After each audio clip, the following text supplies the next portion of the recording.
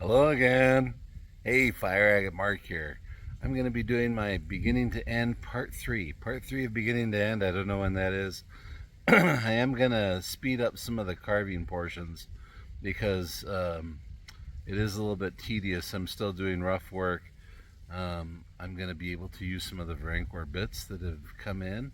I'm really excited about that.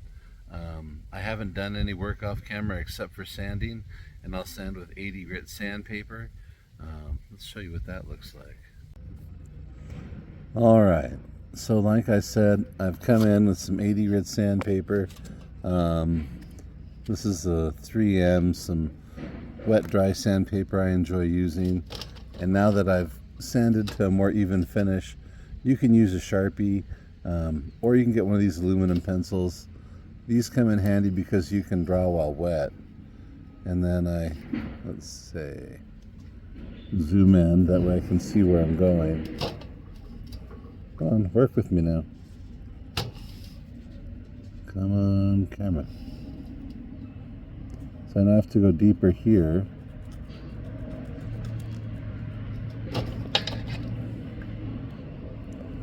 And I'll work on the areas that have the marking, the aluminum pencil or the Sharpie, and I'll stay off the colorful areas.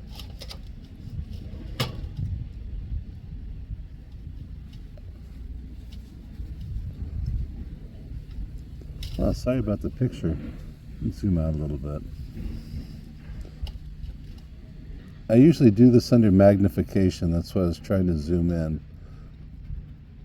so you can see what I'm looking for. I want to stay off the bubbles directly and get into the valleys around the bubbles.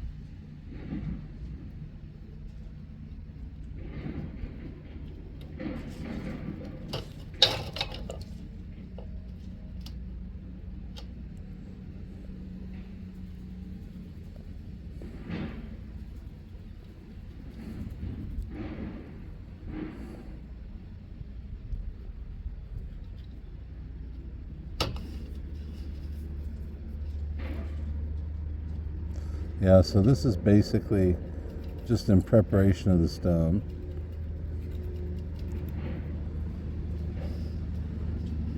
And periodically, whenever we make major changes to the stone, then I'll come back, sand it down, and then reassess it, and then remark where I have to go deeper.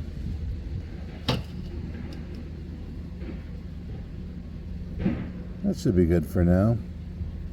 I did want to show you and kind of remind you, well, I went to go visit my friend Tony Rose today, and he was kind enough to cut up some stuff for me. This is, well, it looks almost like similar to an ocean jasper, but it's not, because ocean jasper is from Madagascar. This is from Indonesia. This is nice, look the way the light passes through that. Really beautiful. He was able to cut that for me, and these are going to be just some pieces for the house. But he also was nice enough to cut some of this copper chrysocolla stuff, and I'm going to post some of this, keep some of this available.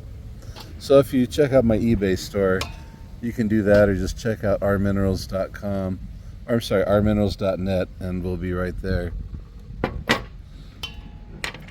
I also wanted to remind you, Phil Stevenson, the guy with the Whiskey Creek claim, he opens up his fall mining season tomorrow, and he's going to have more of these nodules and some beautiful, beautiful stuff. It goes very quickly, so hopefully we'll get a chance to see some of the stuff before it all disappears. Yeah, fingers crossed. I'm really, really hoping to get up to the mine with them and get to see how the whole process goes. I'm looking forward to that. I hope it works out. Oh my. Yeah, the colors, the quality of that jasper is just tremendous. So that's something you got to check out. All right. get some cutting done. Alrighty, here we are. Excuse me, ready to get in and start doing some carving. For this session, I've chosen two different bits that I'm going to use. This particular one, this is a Varancor. This is a 5mm shank, and then the bit is fully, completely diamond sintered. That's a medium grit. So this is one, I like the ball tip because it gives us positional. We have control over the direction of where we're going as we get in between the different sections. And between that and then we have this coarse bit. It's kind of an inverted cone. It's just for rounding out some of the areas. This is going to give us more detail, and this is going to give us a little more precision when we're cutting. I'm going to be using a vacuum. I've already got the air filter, air purifier going, and I'm going to turn on the vacuum. I'm also going to be wearing my respirator, and so it might get a little bit loud. I do apologize in advance.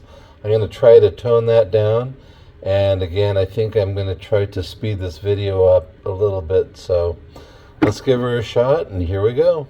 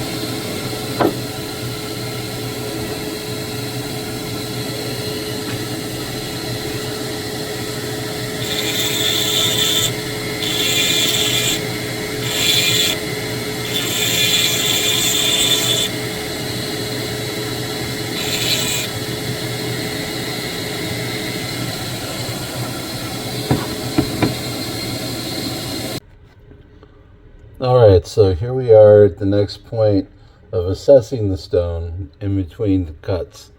I was trying to dig down to see if I could find a solid layer of color.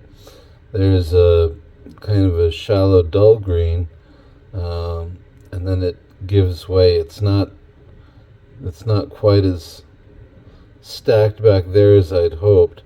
Just to double check, I'm going to come down and do a test window. Right on the back, I'm just going to kind of grind down all the way through just to see what colors are available, and we'll prove the stone. So if the back half of the stone isn't going to cooperate, we can still salvage this up front and then still make a really nice ring stone or pendant stone. So let's just test the back really quickly. Alright, I'm going to put back on the ventilation.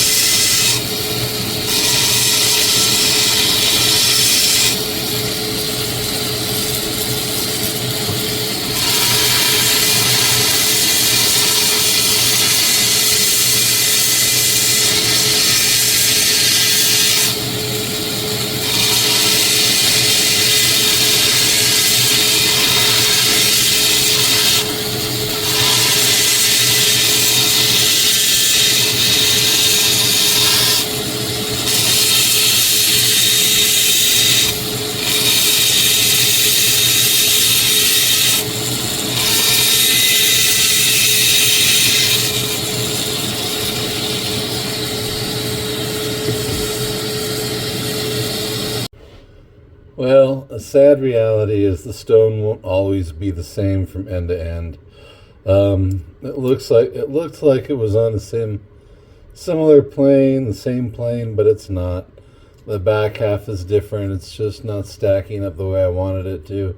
The colors are duller back there, but we do have some really pretty ones up here. Then there's kind of this mud pocket in the middle. Wasn't very happy with that. So I'm going to cut the stone across here. We can still dip into the color over here. So this will still be a really nice, this will be a good sized stone. But I'm just going to go ahead and make the cut zip like this and cut this off so we can work in from the other edge.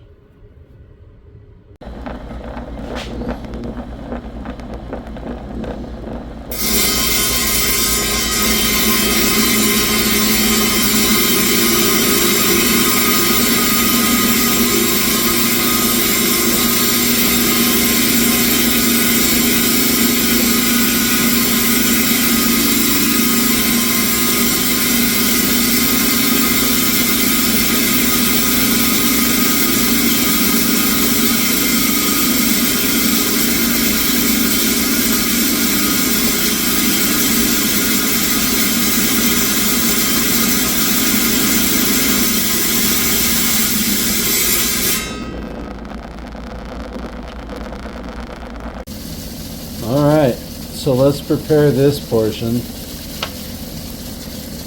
I'm going to use my wheels. This is a Covington 10-inch combo unit with the metal bonded wheels. So these are impregnated with diamonds. There we go. I'm going to do two things. I'm going to just gently round out the edges, and then I'm going to try to flatten the back to get it to dop. So I apologize for the noise in advance.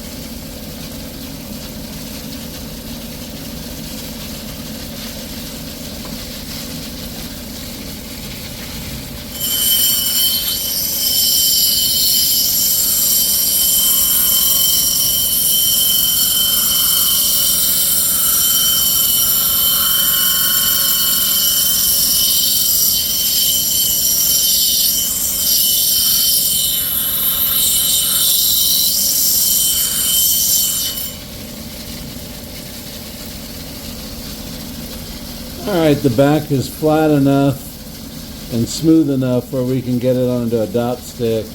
And we can take it all down later and still make adjustments as we go, but that gets it set so we can set it onto a mount and then work from there out.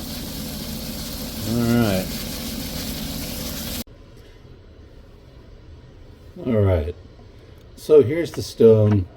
It's been drying for about a half an hour. Make sure it's nice and dry. It's got a little lean, so I put it up against the penny. Still got a fairly flat surface. I've got some super glue and a dop stick. So let's apply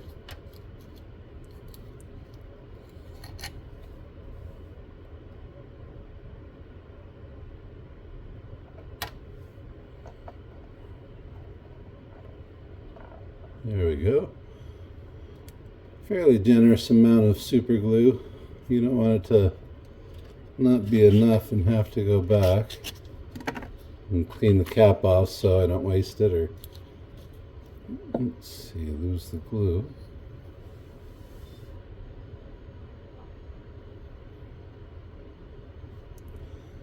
And you're going to want to hold pressure on there. It doesn't have to be overly firm, but for at least a full minute. 90 seconds is probably a better deal. The longer you can do that, the better. And then you just leave it alone, and you can turn it upside down so that the stone is on the top, and just let it sit and wait and dry and let gravity do its magic, and then come back again about an hour later. Honestly, your best bet is to come back the next day, get everything done, and just do it the next day. That way it's had a complete chance to set. If any water gets in there, if anything happens, it's not immediately going to pop off the dop stick. These things can go flying across the room. It's not a lot of fun having to go and look for them across your yard or backyard or anything else.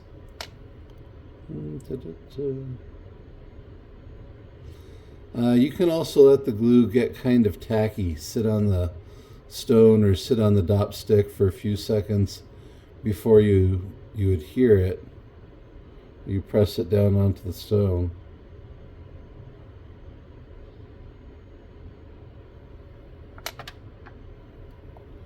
Gotta be getting close. There we go. Alright, so I'm just going to leave this. I'm going to leave this for about an hour, then I'll come back and we'll do a little carving. Okie dokie. Well, there's a couple different projects in the works. Here's the one we're working on. These are some other fun ones. Whoa. This one's super purple and blue. This one's got some really pretty pink and pale green. This one's got some of that really pretty metallic pink too. For this project, we have to dig in where it's a little bit brown still. We're going to use one of the, excuse me, the Varancor small inverted cones. They sent a couple different ones. This is the one that I'm going to use. I'm going to insert a link for the different ways you can get these ordered, and also the different grits. This is the one I've chosen. It's a super small head, and just for reference, that's what I mean by a super small head. This was my original Varancor shaft. This was a little bit larger at the time that I bought it 2.5 or 3 years ago, but you can tell that they last. That's what they're built to do. All right, let's get some carving done. I'd like to apologize in advance for the noise. Get the vacuum going.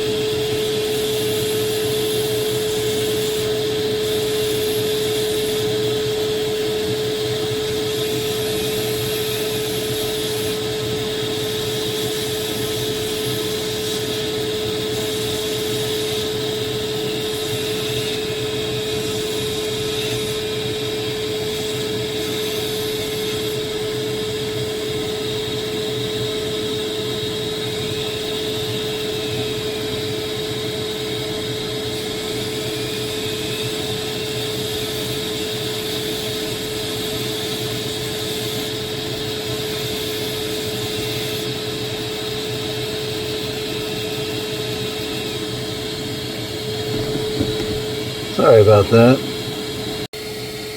Alright, I'm switching bits. I needed something a little more aggressive, so I'm going with the cone, and this is very aggressive in black. So I'll put up the chart here. It'll show you the differences.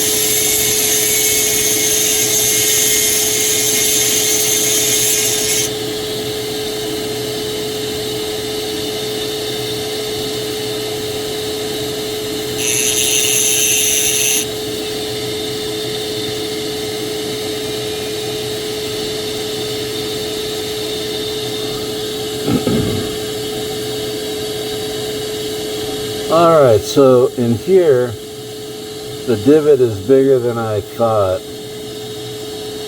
So I'm going to switch over.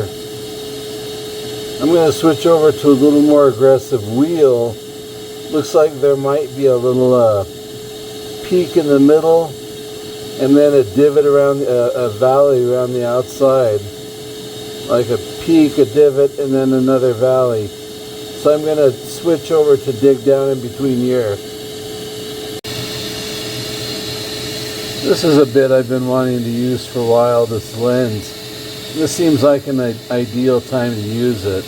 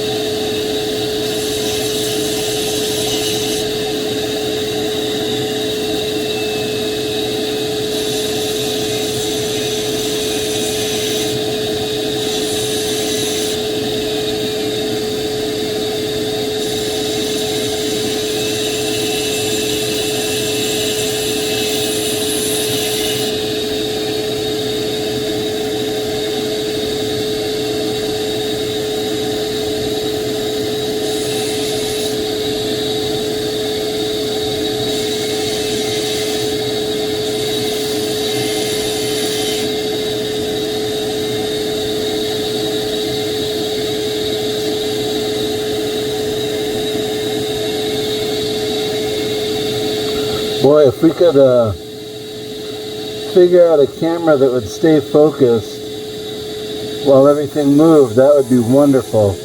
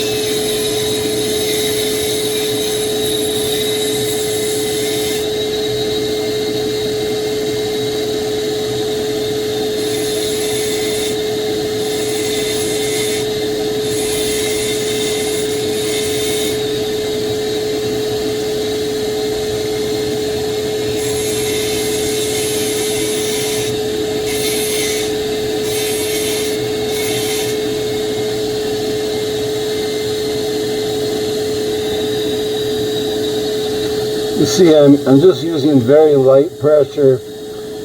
Excuse me. Probably 1 ounce to 2 ounces of pressure, and a nice slow speed, 4 to 6,000 RPM. I'm sorry, the focus is the hardest part I'm having with this video. I want you to be able to see what I'm seeing.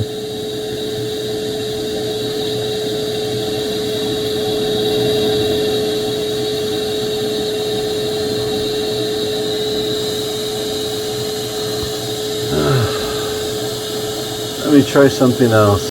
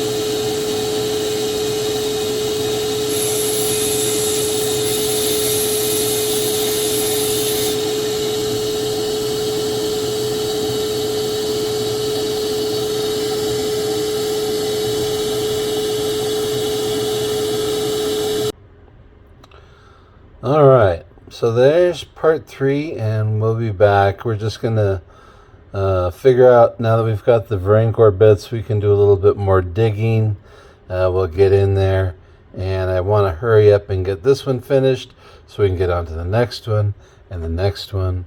This one's turning out, it's got some really pretty purples, greens, blues that are going to show up. We're just, let's see if we can zoom in without losing focus. I'm still trying to figure out what the best zoom is so that I could film this. I still have to dig down here, dig this out. Anything that's dark brown and muddy, I have to dig a little bit deeper. I'm going down to a different layer to expose the brighter colors, and I want to go in nice and slow. I'm going to continue to expose everything. If I expose bright color, I'm going to stay off of it and just work around it, trying to get into the brighter color. When we come back, we'll do the finishing as far as digging, and then we'll start on sanding and polishing for part 4. Okie doke, there are more projects coming up. We've got, this is a favorite of mine. This is one that was lost for 6 months in a jacket pocket. And I told myself as soon as I found it, I was going to finish carving it because it's gone missing and turned back up a few times. And this hot pink, that green, and that yellow, and the blue, and everything else that's in there. This is one that I've been wanting to get on for a while. Let's see. I've also been fascinated by this little puppy, with this little guy with the blue, purple, green. That one looks fun to me. And then this big old nodule has a lot of colors from, pink, green, yellow, orange, red. Anyhow, we've got a lot more rocks coming up. We're going to be back for part 4 again pretty soon. So please, if you haven't subscribed yet, do so. Feel free to share. If you want to check out more stones, check out ourminerals.net. Thank you so much, Varancor. I'm going to put up a link to Syntec where you can get some nice Varancor bits here in the United States, or a link to their European site in case you want to order directly from them. Either way, thank you very much. Have a wonderful night. Take care.